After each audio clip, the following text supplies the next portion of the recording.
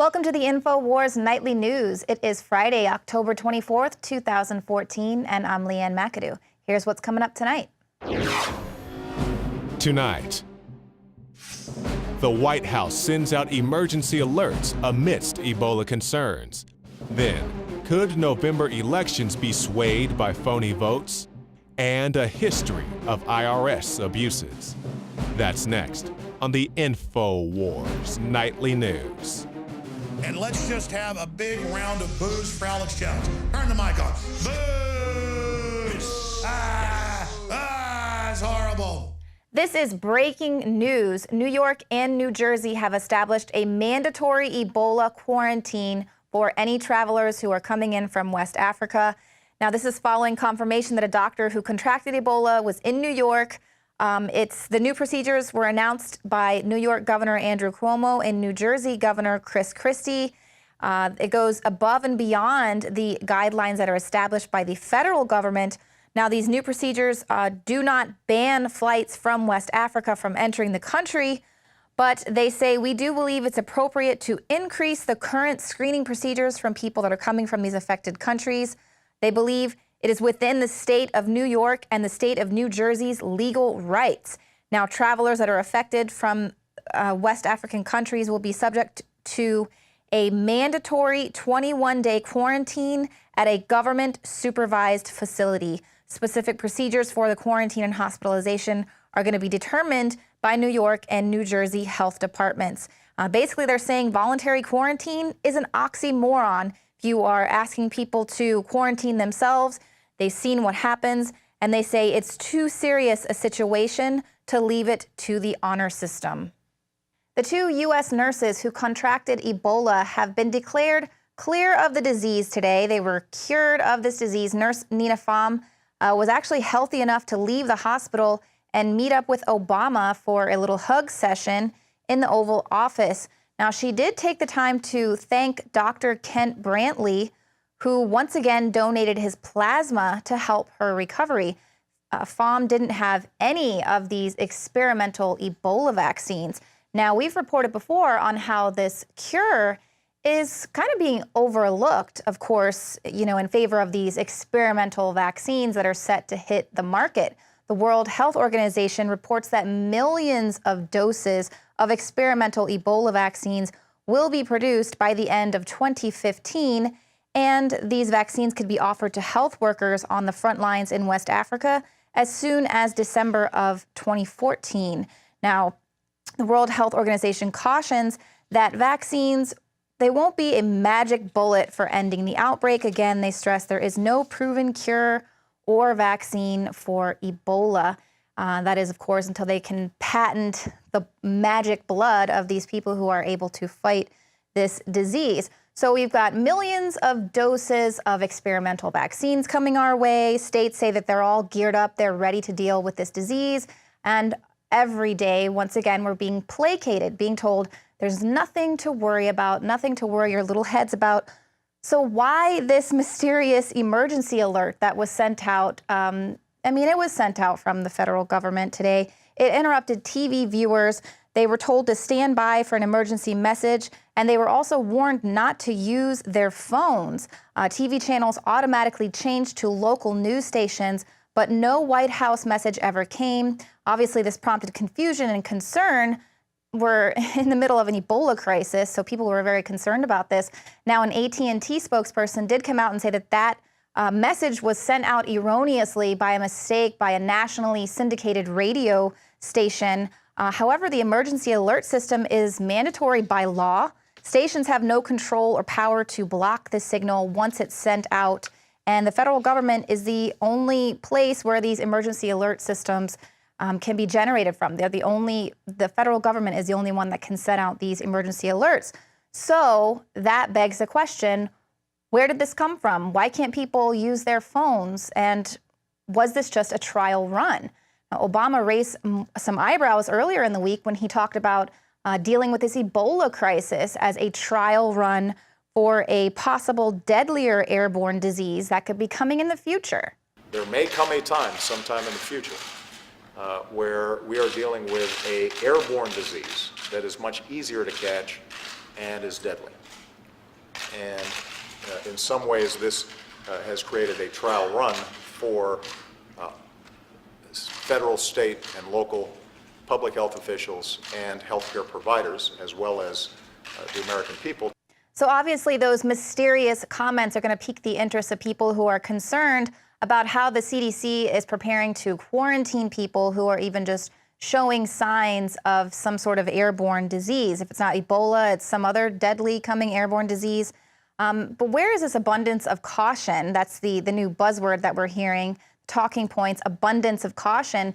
Where is the abundance of caution being used when we are looking at shocking video of police officers there in New York? They were dumping their protective gear in a public trash can after leaving the area near the apartment of the Ebola doctor, Craig Spencer. Now, the clip shows the officers placing their gloves, face masks, and caution tape in the trash, and then they're just walking away from the scene outside of his apartment. Now, it's not known whether these two officers were actually inside of the apartment or if they were just clearing things that were from outside of it, but come on, I mean, wouldn't you at least not want to help spread the contagion of fear by dumping your hazmat materials in a public trash can right there, an open air trash on the streets of New York? But the CDC has once again reassured us that their response to this Ebola outbreak has been more than effective. All the measures they're taking have been more than effective. Absolutely no irony today when they said this during the House committee hearing on the Ebola response. No irony in the fact that both Thomas Duncan and this new doctor both made it through the enhanced screening. Now, here's a tweet from the CDC last night confirming that Dr. Spencer went through the new enhanced screening at JFK. Tony Cartolucci writes, because of Ebola's incubation period, screening at airports is perhaps the least effective measure a state could put in place. And this is, of course, what we've been saying this entire time, and it just really doesn't make any sense. This honor system of people self-quarantining is not working, let alone the guy couldn't even make it the full 21 days of this self-quarantine. He had to go bowling. But even those people that were there defending the whole self-quarantine can't make any sense of this. He called authorities and was isolated very expeditiously. So you don't think he was contagious those 48 hours before? From what we understand, people are infectious when they have a fever, not beforehand. So why did you close the bowling alley? Why did they, put other people in quarantine? Why, if he's not contagious until he showed a fever and he's a doctor and he says he didn't have a fever until that morning, why did you have to shut down the bowling alley? You know, it's a good question, and I think it gets to your issue of confidence. We really want to move in an abundance of caution. The bowling alley is closed so that it can be cleaned and decontaminated out of abundance of caution, and I expect it will be open and people will be bowling in the not too distant future. You could have gotten sweaty, right? And you can transfer this via sweat, right? For that secretion could actually hold the Ebola virus for some time, correct? So the bowling alley is being cleaned out of an abundance of caution, yes. So there's no way, nobody has to worry that was at the bowling alley the night before. You can't catch it from bowling. They're just quarantining the entire facility and decontaminating it out of an abundance of caution. But there is no abundance for the troops. Now, this is where it gets weird. 3,000 plus troops are being sent to West Africa with insufficient training. We've already reported they're getting about 4 hours of Ebola training. And if by chance one of these soldiers does come in contact with the disease and it does come down with Ebola-like symptoms, well, let's hope that they're lucky enough to catch a flight. Okay. How many aircraft are outfitted to move these individuals out of country in the event that this happens? So for controlled movement, any aircraft can do, because they, as has been pointed out, they're asymptomatic and not contagious at that point. So any aircraft can do. At the present time, the only aircraft that can move the symptomatic patients is the State Department's Phoenix Air contract that you've seen moving the other Ebola. And how many patients can that aircraft hold? We're told, well, the aircraft can hold one at a time and can do 4 movements a week at this point. 4 movements a week? Yes, sir. Is that sufficient? No, there is no need for an abundance of concern when it comes to protecting the lives of our troops who are once again putting their lives on the line to help with this health crisis. No, they only need that abundance of caution when they are disappearing patients from hospitals or sending out emergency alert system, accidentally, or of course, instructing healthcare workers and public servants to not even use the word Ebola. So something is definitely up, but I don't think we're going to really get to the bottom of it until after the elections. Just like we're not going to find out who is the new attorney general or how much Obamacare is going to cost until after the elections, and of course, just how sweeping this immigration reform is going to be. All that we're going to find out after the elections. Now, just a few days ago, we reported on how James O'Keefe had another of Project Veritas. He had another one of these expose videos, and there he went undercover and exposed how there was some voter fraud taking place. You'll recall that the directors of some liberal groups that are funded by Democratic super PACs were giving James the go-ahead and the thumbs up to fill in unused ballots. Well, today, James has announced that his Facebook account has been disabled. The whole thing has just been disabled. So, of course, Zuckerberg must have gotten the call from his buddies there in the White House to disable this account until after the elections, of course. Now, why does this matter? Why does this matter? Who are these people that are trying to shut down anything that could show potential voter fraud? Well, fake votes could swing the election. Now, Washington Post is even asking if votes from non-citizens could decide who is going to win in the November midterms. Now, data shows that a small percentage of non-citizens or, illegal aliens will actually vote, but enough do that their participation can change the outcome of close races. So that's, of course, why they're going to play down Ebola and everything else until after the election, because Obama's triple punch is going to hit America in the gut after November 4th.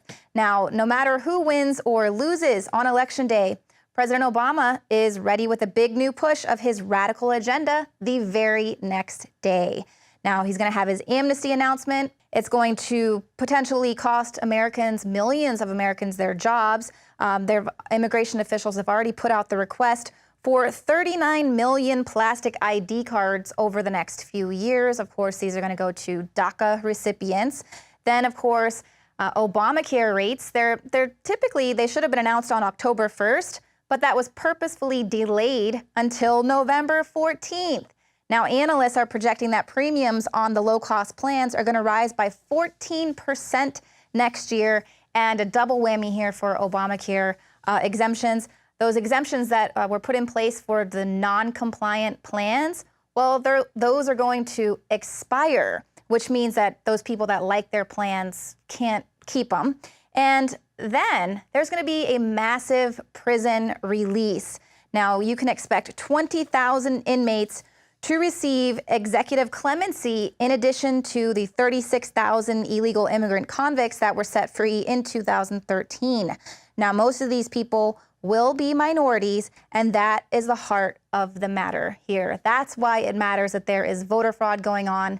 And that's what we really need to be focused on, is that make sure whoever you vote for coming up in November is going to be someone that can actually fight back against these triple threat sucker punch to America. Now, coming up, David Knight speaks with Mark Adams. It's going to be a very hard-hitting interview dealing with those goons at the IRS and their history of political persecution, using it as a weapon, even torturing American citizens. That's coming right up.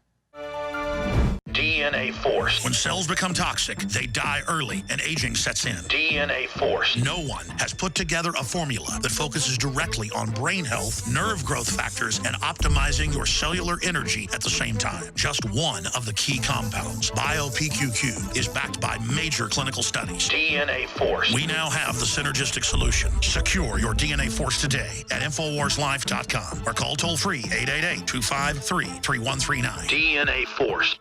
Introducing the first proprietary oxygen-based intestinal cleanser, OxyPowder, backed by FDA-approved phase 1, 2, and 3 clinical trials. All the toxins from the air, the food, the water, ultimately ends up in the gut or affects the gut. Take your health into your own hands and start cleansing your body today with Oxy Powder. Secure your Oxy Powder today at InfoWarsLife.com. That's InfoWarsLife.com. IRS abuses against political enemies are nothing new. Now, today we're going to have the story of a whistleblowing congressman who decades ago was punished by the IRS. As we're seeing today, we see echoes in Dinesh D'Souza's persecution by the government. We see echoes of it, of course, in the Tea Party persecution that you just saw. This is a congressman that the IRS tried to get out of office by dirty tricks. When that failed, they came after him not only 3 times with criminal prosecutions, which he ultimately beat, but again, they came after him a 4th time, and they tortured him as part of that prosecution. Today, we're going to be talking to investigative journalist Mark Adams about the case of Congressman George Hansen, who recently died. This is an agency that was so abusive. It chilled political speech during the 2012 election. It chilled Tea Party groups from fully engaging the issues. Because the FBI has not talked to you about the lost emails of Lois Lerner. They have not. Has anyone at the Justice Department talked with you or anyone at the Internal Revenue Service about Lois Lerner's lost emails? I don't know. Here's the takeaway. Lois Lerner is trying to cover her tracks. And this guy tells us he hasn't even talked to the FBI. What kind of investigation is going on where the FBI won't even talk to the head of the agency that has this kind of stuff going on with their email exchange and won't talk to the agency that lost key evidence in an investigation that's about people's First Amendment rights being targeted? And we get these flippant answers from the commissioner. That's what just bothers. That's what bothers every single American. The Department of Justice's investigation of this has been woefully negligent. The biggest part of this is what involvement did the Department of Justice have as well. Well, thank you for joining us, Mr. Adams. Thank you for having me, Mr. Knight. Now, what we're seeing here, it looks like, is we've got the Obama administration obviously using the IRS to target political enemies, to target people they don't like. We see actually some leadership in the GOP that doesn't like the Tea Party either. I think that's a factor in that. We've seen this kind of persecution from the same people from the IRS, along with, and this is an important point we want to cover today, along with the Attorney General, the Department of Justice. We've seen this happen decades ago with Congressman George Hansen. That's why we've got you on to talk about that today. Well, indeed, you're right. On a previous Alex Jones broadcast, we exposed how the IRS has gotten away with far worse than intimidating free speech. The IRS has an established history of rigging federal elections. Yes. This lawless agency has sabotaged selected candidates by planting lies in the media. They did this to Senator Ed Long in 1968 by planting lies in Life magazine. This outrage, by the way, that happened after the senator publicly warned how the IRS too often behaves like a Gestapo that preys on defenseless citizens. And Congressman Hansen's case is a very good example of this. Let's kind of take this in a timeline, because I think a lot of people have heard bits and pieces about this, how we had a congressman 30 years ago, 35, 40 years ago, who basically took on the IRS, got them angry, they came after him, got him out of Congress, put him in jail, actually even eventually got him tortured. Let's start at the very beginning, how he got the IRS angry with him.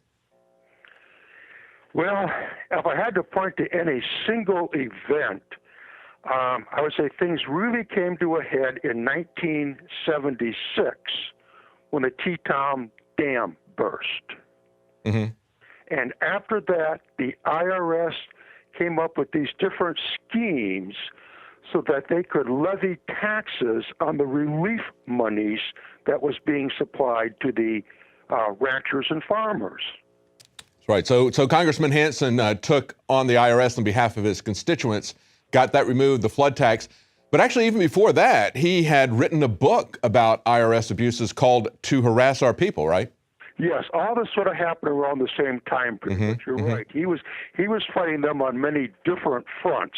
Yeah, he wrote and got passed the Taxpayer Bill of Rights, which still figures prominently today. He also was the first man to propose a flat tax because he was concerned that the complex tax code that the IRS has been given gives them a free hand to do anything to people that they want to. Essentially, if the law is sufficiently complex, some people have said, it's the same as having no law at all. And that's what we have in our IRS code. It is so complex, it's as if there is no law, so they can essentially do whatever they want to people, to political enemies. That's what's going on with the Tea Party. We see them being used to harass and intimidate political organizations. But the case of Congressman Hansen, it was very specific, very unique, and really pretty heinous, wasn't it?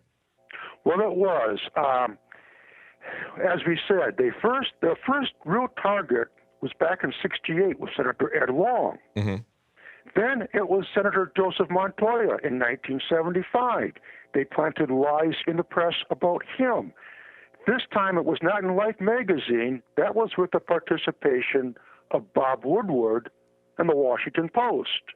Then in the next year, 1976, IRS operatives, they used the same blueprint of destruction on Congressman George Hansen from Idaho. Dirty tricks, essentially, just before the election, publishing that he has tax problems, right? That he wasn't paying his taxes. But it backfired on them.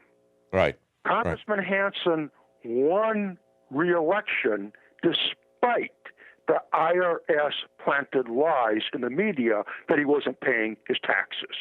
And let's back up a little bit here, too, because not only did he get them upset, exposing abuses, writing a book, enacting a law, the Taxpayer Bill of Rights, proposing a flat tax to basically simplify things so they didn't have that free hand. But actually, there was an episode where Lee Roderick, who is a past president of the National Press Club, while he was vacationing in Europe with his wife, said he started talking to an IRS agent that was working over there. And of course, the subject of Congressman Hansen came up. And he said, the IRS agent said, we're going to get him. He said, how? And he said, we have our ways. Yes, indeed. Yeah. Now, this happened, like I said, that happened after the IRS tried to sabotage his 1976 election. After that, the IRS retaliated again by putting Congressman Hansen through the ringer with a criminal audit. Yes. Well, the upshot of that was it was determined he was owed a refund. Yes, exactly. Yeah, and a criminal audit, that's a... IRS back off? No, not one bit. It merely intensified their animosity, and as you just pointed out, they were bragging publicly how they were going to get him because we have our ways. Yes. And as you point out, it was a criminal prosecution. You know, a criminal audit, people are afraid of IRS audits normally, but when they come after you for a criminal audit, that's another item entirely. So he wins and actually gets a refund when they investigate it, but it costs him a lot of money. And he's not somebody like Harry Reid or Nancy Pelosi that becomes multi-millionaires while they're in Congress. This is a guy who didn't have a lot of money, so he gets into a financial situation where he needs to pay some legal expenses, and that's where his troubles start to truly begin. Tell us about that, what he did to try to get money to pay off his legal expenses. Yes. What happened here is that he approached the Ethics Committee and asked if he could use his congressional office to raise funds to pay off these massive legal debts. They told him, no, you can't do that. So what he did next, with the advice of two attorneys, was to execute a property separation agreement with his wife, Connie, so she could engage in fundraising. All of this massive debt was now legally hers. So while George was busy being a congressman, she was at home trying to raise the capital to pay off what were now her debts. This all took place, by the way, in 1977. Then, in 1979, 2 years later, the Ethics in Government Act is passed. One of the provisions of the Ethics Act required representatives and senators now had to file disclosure forms with the Ethics Committee. And these disclosure forms had to include not only all of their financial transactions, but their spouse's finances as well. In other words, joint disclosure was now required. Mm-hmm. Well, that provision, that violated the property separation agreement that Congressman Hansen was abiding by 2 years before the Ethics Act was even passed. Mm-hmm. So he approached the Ethics Committee, and what happened was there's a mutual agreement reached with the Ethics Committee that Congressman Hansen would not include his wife's finances due to his unique legal circumstance that existed prior to the passage of the Ethics in Government Act. Okay, so he's gone through the extra mile. He goes to the Ethics Committee. He sets up things in a legal structure so that his wife is free to pay off these legal debts. And then he gets this okayed by the House Ethics Committee on 2 occasions, even after they changed the rules. And still, they come after him for that. But before they do, I think it's interesting that Mr. Hunt, the silver trader, who recently died, it was just a couple of days ago, he tried to corner the silver market in 1979, 1980, and he got caught doing that. He was suspended for life with commodities trading, and he was also, I'm sure, got into some legal issues with the IRS. He says that he receives a blackmail letter from somebody saying that they're going to expose that he got favors from Congressman Hansen. Yeah. And so they started an investigation on him. That lasts for 2 years, but he's cleared. I think it's kind of interesting. I wonder if Hunt was being used by some kind of a plea bargaining thing where if he would go after Congressman Hansen, they would essentially let him off of maybe some of his IRS problems. I'm sure he had some IRS problems after the major debacle in trying to corner the silver market failed. But I think that's another issue there where they're coming in, they come after time after time after time after Congressman Hansen. He's vindicated, but his legal fees continue to pile on top of each other. They're bankrupting him through the defense of his innocence. Yes. Your speculation is interesting. I don't think they cut any deal with Nelson Bunker Hunt.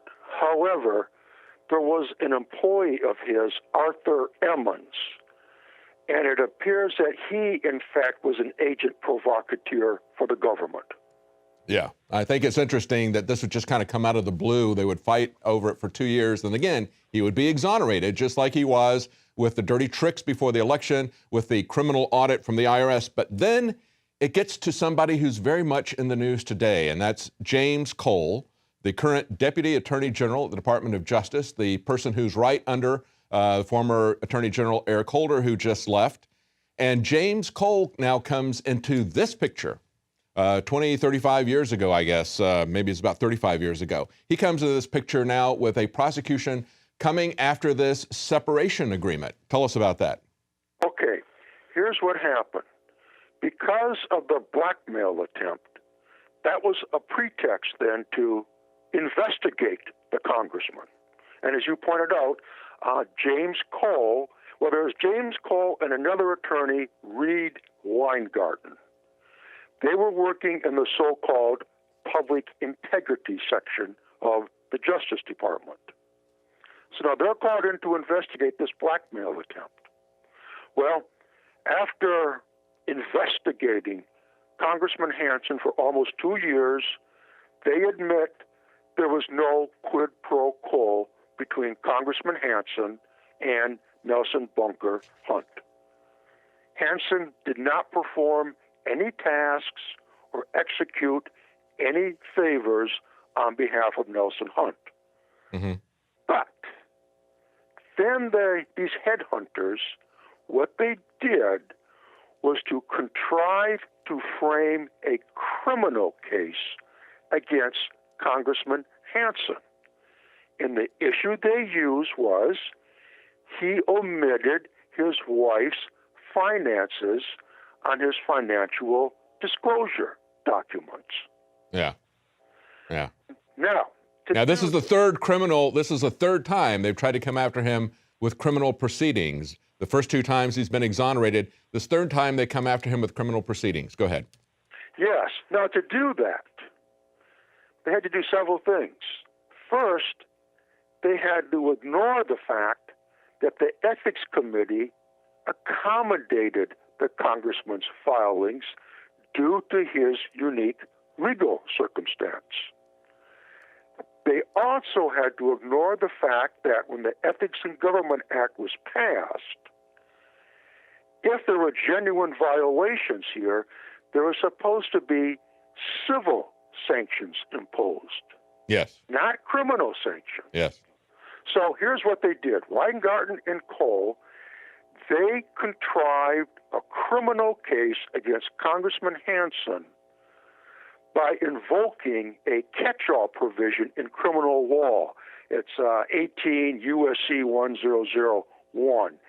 Essentially, it says it's illegal to submit a false document to the government. Mm-hmm. Now, in order to appreciate here the scope and depth of the treachery that was used to ensnare Congressman Hansen, we also have to consider other high-profile cases that were taking place during that time. Now, in 1984, this is when Ed Meese was appointed to the position of Attorney General by President Ronald Reagan. During his confirmation hearings, it was revealed that Ed Meese had not included his wife's finances on his financial disclosure filings. Yes. He said that he had inadvertently failed to list them, and he was in the process of amending his financial disclosure. Because he got caught. Exactly. But they give him a pass for the same thing that they are going after Congressman Hansen for.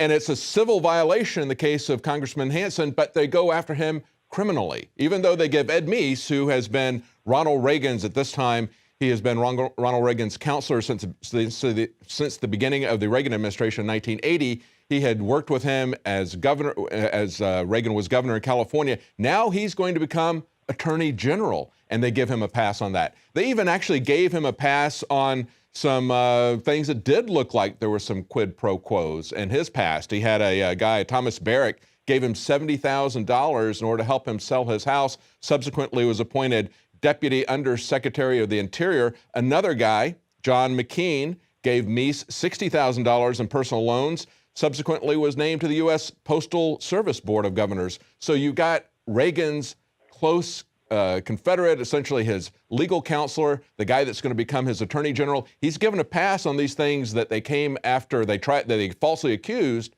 Congressman Hansen of, and giving him a pass on the non-disclosure of the money that his wife earned. Is that correct?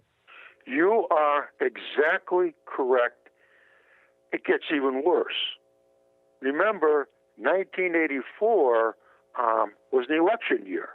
Mm-hmm. Walter Mondale was running as the Democrat for the president. He chose Representative Geraldine Ferraro as his running mate. It was determined, she was vetted out then, that indeed she had not included her husband's financial transactions on her disclosure documents. Her reason was she claimed that she didn't understand the law.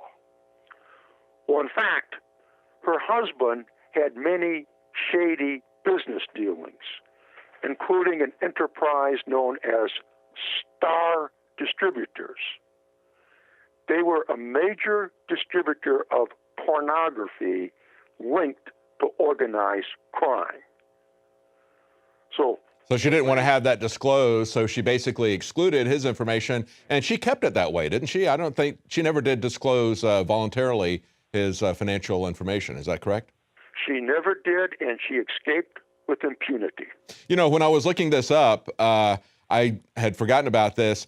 The New York Times article from 2008, as they were looking at Sarah Palin, who had just been picked, they said, you know, maybe McCain didn't vet her too well. Remember what happened when Mondale picked Geraldine Ferrara and all these things blew up? You know, maybe the same thing's going to happen with Palin. So they went back and they rehashed this in the New York Times, and they said that her husband had been fined $750 by the FEC for loaning $110,000 to her campaign, her congressional campaign in '78. Now, that was 110 times what the legal limit was. He could have loaned her $1,000, but he loaned her $110,000 and was only fined $750. Now, her children gave her $24,000 over the $3,000 legal limit as well. Nothing happened to them. Compare that to what happened to Dinesh D'Souza today, where we see that not only did he not just get a slap on the wrist with a $750 fine, he was criminally prosecuted and is going to jail. That's similar to what we're seeing happening with Mr. Hansen, Congressman Hansen. Well, yes, indeed, you're right again. And it's even worse.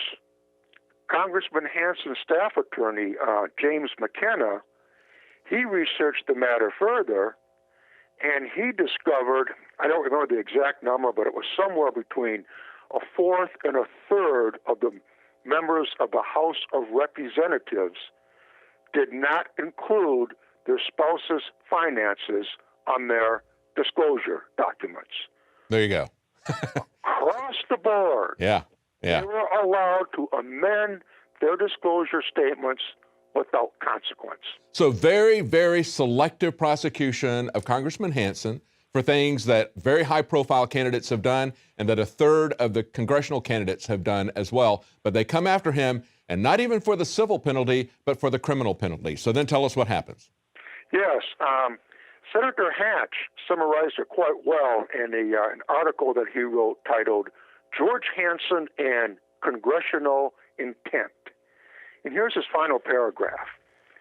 He says, George Hansen has lost his recent re-election attempt by less than 100 votes, a loss undoubtedly attributable to his criminal trial. This is a tragic mistake. We certainly should not compound this error by unconstitutionally sending him to prison. Mm-hmm. But yet, Congressman Hansen, the one who worked directly with the Ethics Committee to reconcile his filings commensurate with his unique legal situation, he ends up being prosecuted by James Cole at the Justice Department. Mm-hmm. Exactly. And James Cole, who is now the Deputy Attorney General, the second highest, actually, I guess right now, until he resigns, he's announced that he's going to resign as well. So at the moment, I guess he is the highest ranking person in the Department of Justice. Now, he is ultimately convicted in a rigged trial because the district judge would not allow correspondence between Congressman Hansen and the Ethics Committee that would have exonerated him. They keep that evidence that would have exonerated him out of the trial. So it's a rigged trial. And he's found guilty. He is sent to jail for a year and a half. I think he's fined $40,000. But the story doesn't end there, does it? No, indeed it does not. And you are right. In 1986, after many years of fighting government injustices, he is sent to prison. His crime? He didn't commit any crime. The government had to manufacture one in order to ensnare him. And one journalist who was really on top of all this, he was working at the time for Human Events, and that's Stanton Evans. And he explained the odious situation succinctly. This is what he wrote. In 1977, he, George Hansen, and his wife executed a property division in the state of Idaho so that she could raise money apart from his campaign finances, to pay legal bills. This division was reported to and ratified by the Ethics Committee of the House of Representatives. Then Evans goes on to write, apologists for Ferraro argue that her cases and Hansen's are different, as indeed they are. Hansen, he had legal grounds for not reporting his wife's financial That's dealings. right. Yeah. He had the advice of two attorneys saying he should not report them, and the response from the Ethics Committee that was attested by Representative Wiggins saying that, yes, this was proper conduct. So let's bring this back. Let's bring this kind of into the future here.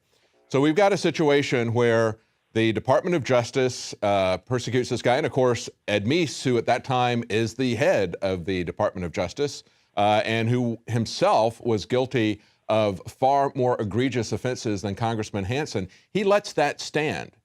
And Congressman Hansen continues to try to clear his name, and eventually the Supreme Court does exonerate him of all these charges, but that takes till 1995. It's 11 years later, after he's been fined $40,000, after he's out of Congress, after he's served a year and a half in prison. And so what we see here is we see the Republican administration of Ronald Reagan and Ed Meese essentially doing the same kinds of dirty tricks against somebody who speaks up trying to reform the IRS. And now we bring this into the future. We see that the leadership of the GOP is really not doing much to put pressure on stopping these persecutions of Tea Party people because, in my opinion, I think they're just as much of a pariah to the current GOP leadership as someone who wanted to shake up the IRS was to the Republican leadership 30, 40 years ago.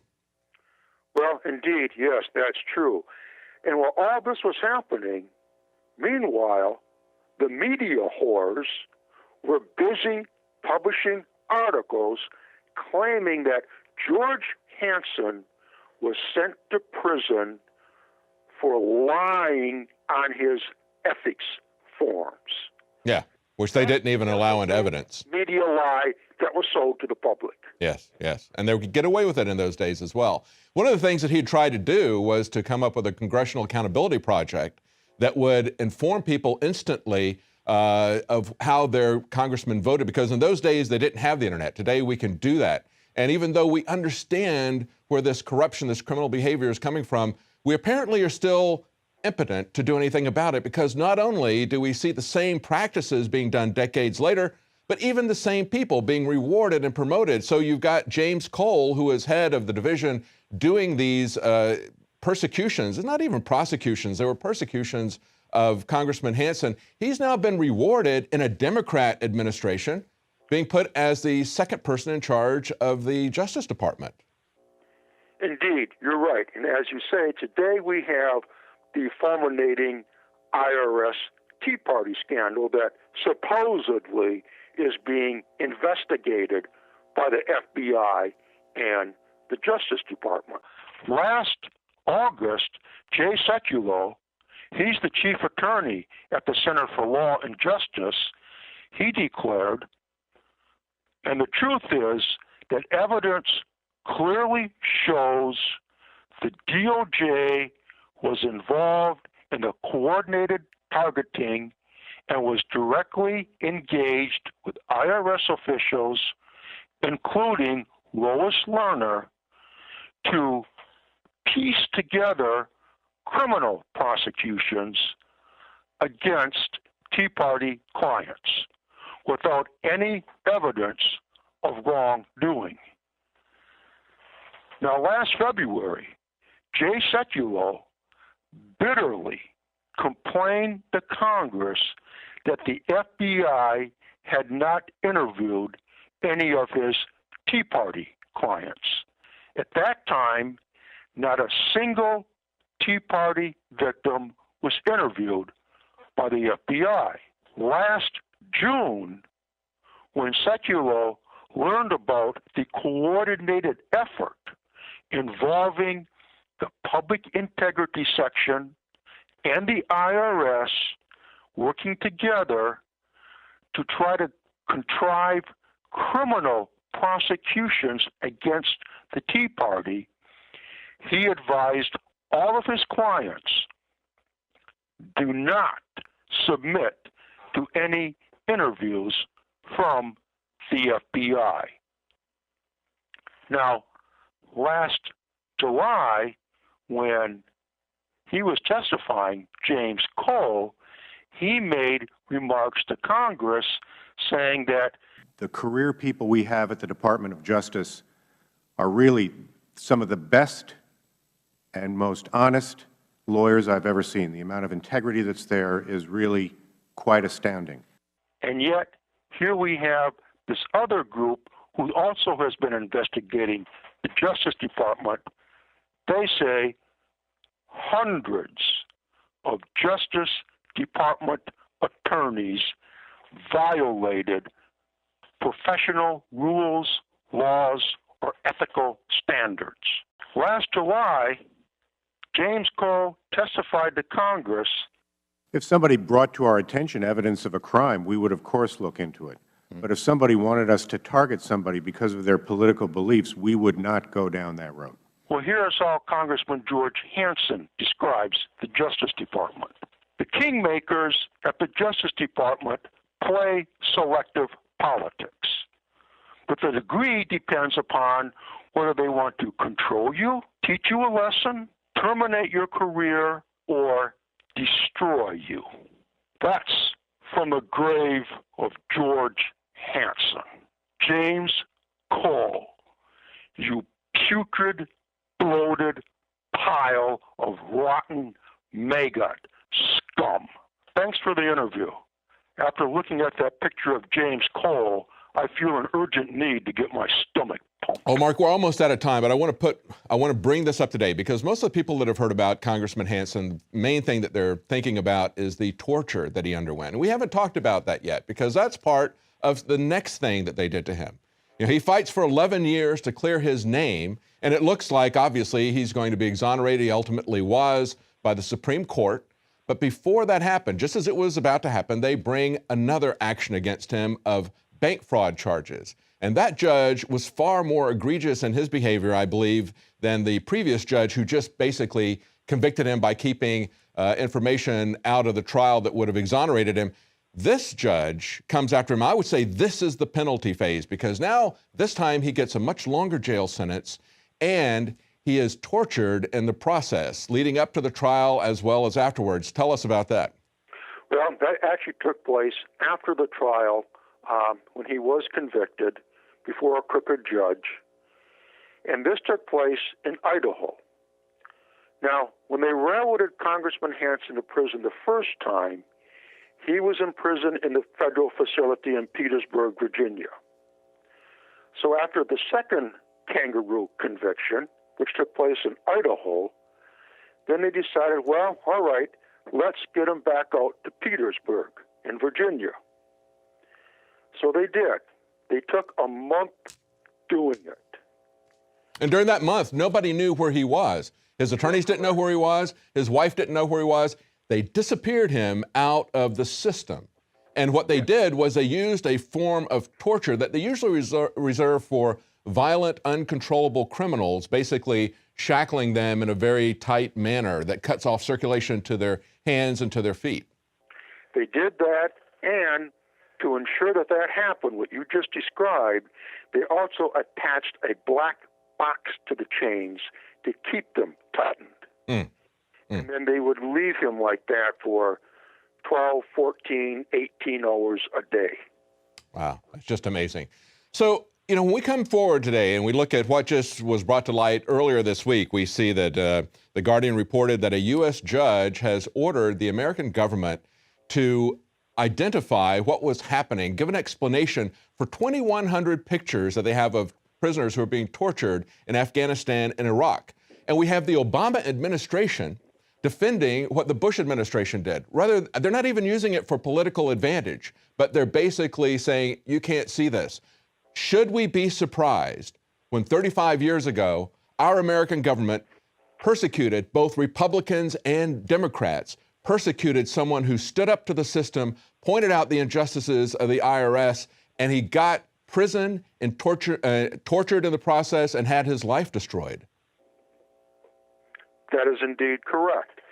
And all of this, so much of it, comes back to James Cole.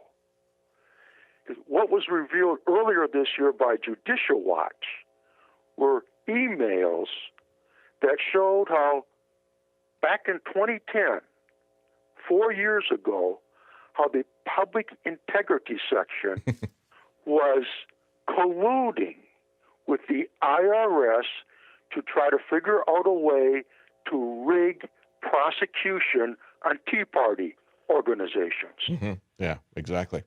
And it's interesting to me to see these public integrity organizations. You know, here in Texas, we have a very high-profile case. It's gone national now because it's resulted in the indictment of Governor Perry because we had the head of the Public Integrity Unit get very, very drunk and in the process get physically and verbally abusive as part of her arrest. That went viral. And after that, the governor said, unless she resigns, I'm not going to give any more money to this so-called Public Integrity Unit.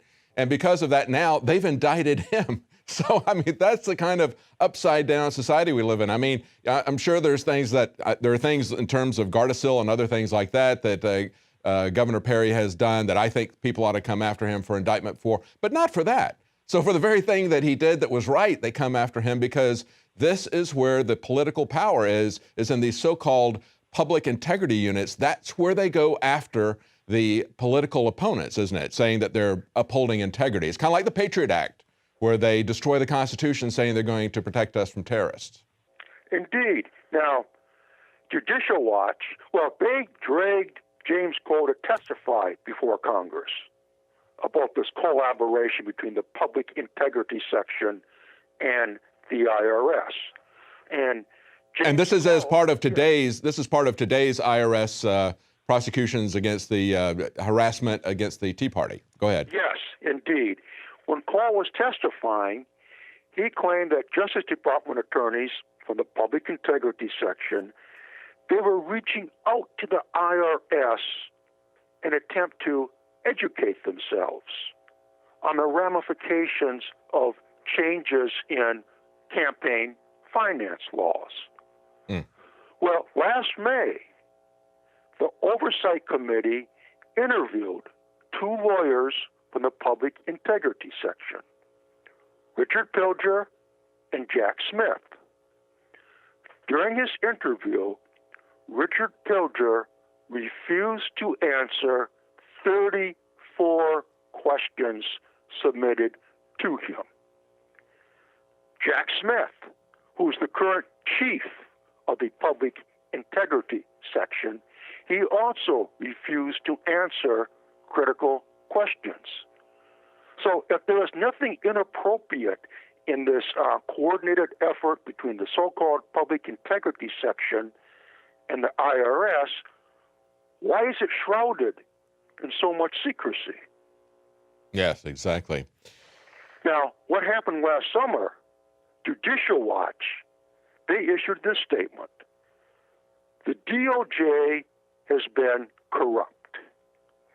Justice Department officials might themselves be implicated in coordinating a campaign to potentially jail Tea Party organizers. Yes, exactly. And that's where it's ultimately going to go. It's all about persecuting your enemies. As I said before, if you've got a law that is sufficiently complex, it's the same as having no law at all. And so it's been decades that we've had governments using the IRS to punish their political opponents. Congressman Hansen's example is one of the best examples we could have. That's why this is such an important story for people to see, and we can see the repercussions of it in the current day as we see Dinesh D'Souza being attacked criminally for things that other people are doing and at the most getting a civil fine for. We see them doing the same thing to the Tea Party organizations, building up to not just harass them, but to criminally prosecute them. That's why we need to have reform. Thank you so much for talking to us today, Mark. And we'll be looking forward to your further investigative journalism about the IRS and about Congressman Hansen. Thank you for the time that you put me on the air. Thank you so much. Bye-bye. Good day. Well, and I should put in as a footnote that even though he was convicted the fourth time and he, I believe, did not have the will or the energy to exonerate himself, many people who have looked at that case, who have reviewed it, say they believe that was a false conviction as well. Well, that's it for tonight's Nightly News. Join us weeknights, 7 Central, 8 p.m. Eastern.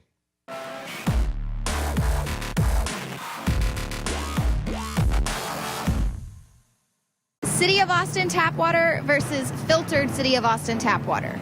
I can taste dirt in it. God knows what's in this. This has an aftertaste. Tastes like Austin water? Yeah, it does. Ugh. These people just sampled City of Austin tap water straight from the faucet. Next, we had them try a sample of tap water filtered through the ProPure G2.0 filtration system. High quality H2O. That one is better. Tastes like nothing. Yep, I know what good water tastes like. It's good water. Most tap water contains added substances like fluoride, chlorine, Monsanto's deadly pesticide, glyphosate, and many others. Studies prove that these substances are linked to an assortment of major health issues, including tooth decay, lowered IQ, and even cancer. It tastes like you're drinking out of the lake when you're drinking tap water. Yeah, it has that processed flavor to it. The ProPure G2.0 filtration system removes these deadly substances and many more, leaving only fresh-tasting, deliciously clean water. Okay, this is very tasty. It's good water. Refreshing. It's good. Go to InfoWarsStore.com today. Use promo code WATER and save 10% off your ProPure purchase. Again, that's InfoWarsStore.com or call 1-888-253-3139. You are watching the InfoWars Nightly News, which airs 7 p.m. Central at InfoWarsNews.com. Members can share their passcode with up to 11 other people, and your support is helping us defend liberty worldwide.